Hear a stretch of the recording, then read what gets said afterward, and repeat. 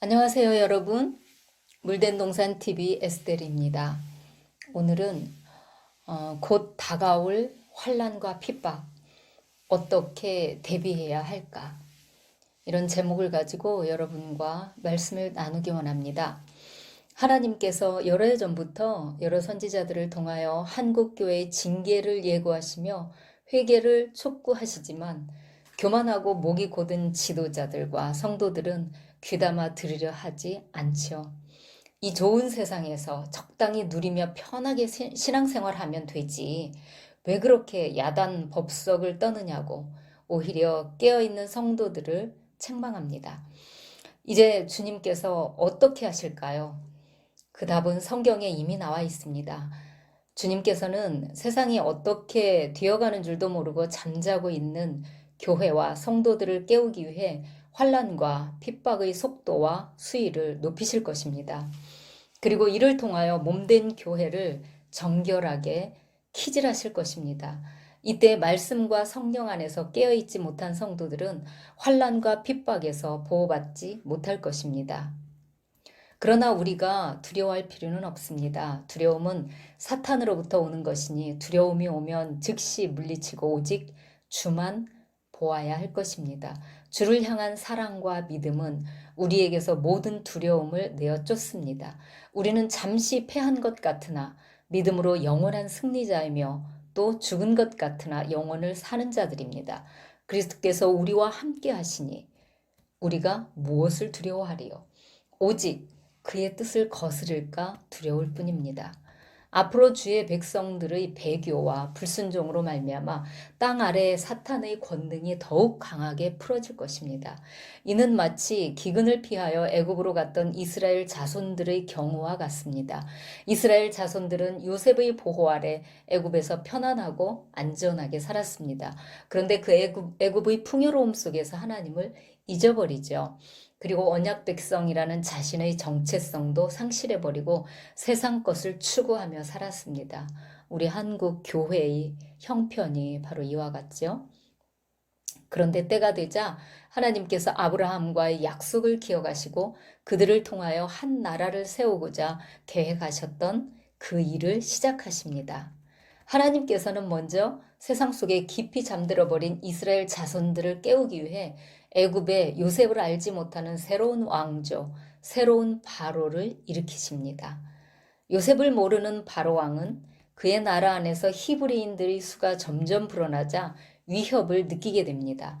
하나님께서는 바로의 마음을 완악하게 하셔서 그로 하여금 이스라엘 백성에게 고된 노역과 갖가지 방법으로 핍박하게 합니다. 그 고통으로 말미암아 이스라엘 자손들은 자기 조상들의 하나님 아브라함과 이삭과 야곱의 하나님을 기억하고 하나님께 도와달라고 부르짖죠. 그런데 놀라운 것은 바로가 이스라엘을 학대하면 학대할수록 이스라엘 자손은 오히려 더 점점 번성하여졌더라고 성경 출애굽기 1장 12절은 기록하고 있습니다. 이것이 하나님께서 자기 백성에게 핍박을 허락하시는 이유입니다. 신앙 1세대인 저희 경우도 핍박을 받으면 받을수록 오히려 그때 믿음이 더욱 강하여졌던 것을 기억합니다.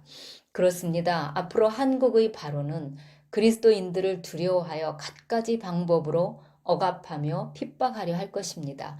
그러나 우리는 두려워할 필요가 없습니다. 왜냐하면 바로의 힘이 세어지는 만큼 주의 충성스러운 자녀들을 향한 하나님의 능력과 보호하심도 그만큼 커질 것이기 때문입니다.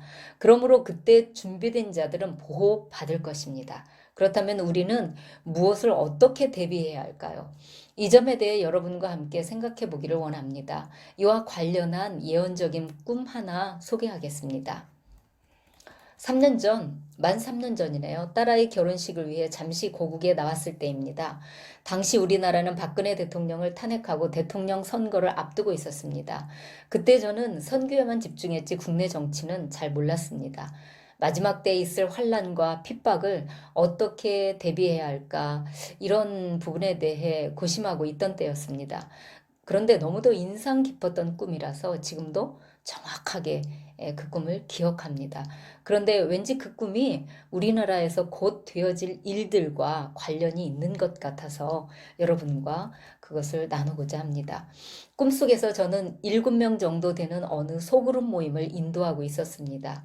모임을 마친 후 다른 곳으로 가기 위해 서둘러 큰 도로 쪽으로 나왔는데 갑자기 보이지 않는 힘이 저의 어깨를 잡고 이쪽 저쪽으로 이끌었습니다. 떠밀리듯 교차로의 신호등을 건너 맞은편에 있는 규모가 상당히 큰 장난감 가게로 들어갔습니다. 안으로 들어가게 된 저는 무슨 영문인지 몰라 의아해하면서 장난감 진열대 사이로 살그머니 밖을 내다보았습니다. 그런데 어디서 나타났는지 교차로 주변에 검은 복장으로 무장한 서너 명의 남자들이 총을 들고 두리번거리며 누군가를 찾고 있었습니다. 장면이 바뀌고 저는 또 어느 모임을 마친 후 혼자서 먼저 밖으로 나왔습니다. 그런데 이번에는 보이지 않는 힘이 저의 머리를 잡고 공중으로 들어올리더니 그대로 도심을 벗어나 한적한 마을로 데리고 갔습니다. 에스겔 8장에서도 환상 중에 성령께서 에스겔의 머리를 공중으로 들어올리셔서 바벨론에서 예루살렘으로 데리고 가신 사건이 있었죠. 그와 같습니다. 그리고 어느 마을 입구에 있는 잎이 무성한 뽕나무 가지 위에 저를 올려놓았습니다. 저는 무슨 일인가 하여 뽕나무 잎새들을 살며시 제치고 밖을 내다보았습니다. 그런데 바로 그때 헬리콥터가 한 대 날아오더니 공중에서 빙빙 돌며 무언가를 찾는 것이었습니다. 그리고 곧 꿈에서 깨어났습니다. 최근에 이 꿈이 기억나면서 지금 상황과 관련된 메시지가 아닌가 생각하게 됩니다. 주목할 것은 꿈속에서 매번 제 가까이에 있는 누군가가 저를 배신하며 적들에게 저의 움직임을 알리고 있었고 성령께서는 그러한 대적들로부터 저를 철저히 보호해 주신다는 것입니다. 지금 우리의 상황에서는 이 꿈은 해석이 필요 없을 정도로 이해하기가 쉽지 않습니까? 꿈속에서 뽕나무 잎이 무성했던 것으로 보아 빠르면 금년 6월이나 아니면 내년 6월이 될지는 모르겠습니다. 또 한 가지 저의 꿈에서 주목할 만한 것은 그리스도인들이 소그룹 단위로 비밀리에 모임을 갖고 있었다는 것입니다. 이것은 미래의 교회가 더 이상 지금처럼 자유로운 분위기에서 공동체 예배를 드릴 수 없게 됨을 예시해 주는 것 같습니다. 그런 의미에서 앞으로는 가정교회와 같은 소그룹 모임이 매우 중요해질 것 같습니다. 이미 영국에서는 교회 건물들이 대부분 이슬람이나 유흥업소로 넘어갔고 복음적인 교회는 해체되어 예배 형태가 소그룹 모임으로 활성화되고 있다고 합니다. 이것은 제가 얼마 전 말씀드렸던 거짓 성전 이데올로기에 대한 하나님의 엄중한 심판의 한 단면이 될 것이며 동시에 소그룹을 통해 영과 진리로 예배하는 진정한 예배의 회복이 일어날 것이라는 희망적인 메시지이기도 합니다. 한국교회와 성도들은 앞으로 다가올 이러한 날들을 준비해야 할 것입니다. 이러한 전망을 통해 여러분에게 몇 가지 제안합니다. 여러분 각자의 영적인 성장을 위하여 먼저 성숙한 리더가 있는 소그룹을 만드시기 바랍니다. 지난번 메시지에서 여러분 자신이 영적 리더가 될 준비를 하라고 권면했던 것과 같은 맥락입니다. 이것은 여러분이 속한 교회에서나 직장에서 또는 밖에서도 가능할 것입니다. 또 유튜브를 통해서도 이렇게 연결이 오프라인으로 가능하겠죠. 앞으로 교회를 통해서는 시대를 반영한 예언적인 메시지를 듣기가 지금보다 더 어려워질 것입니다. 지금은 유튜브나 온라인으로 원하는 메시지들을 들을 수 있지만 머지않아 대적들로 인해 그것도 중단될 날이 올 수 있습니다. 미디어와 IT 산업의 주도권을 그들이 쥐고 있기 때문입니다.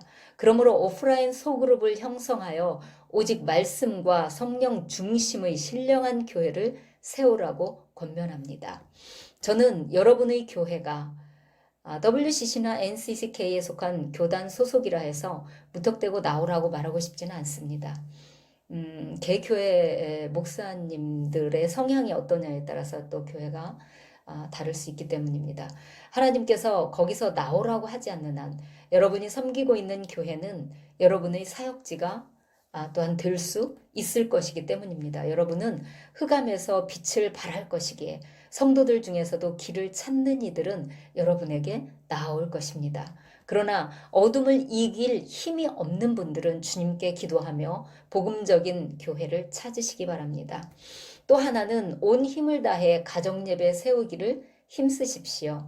가족을 소그룹화하고 유아들까지도 제자로 양육하십시오. 노아의 때나 롯의 때를 기억하시기 바랍니다.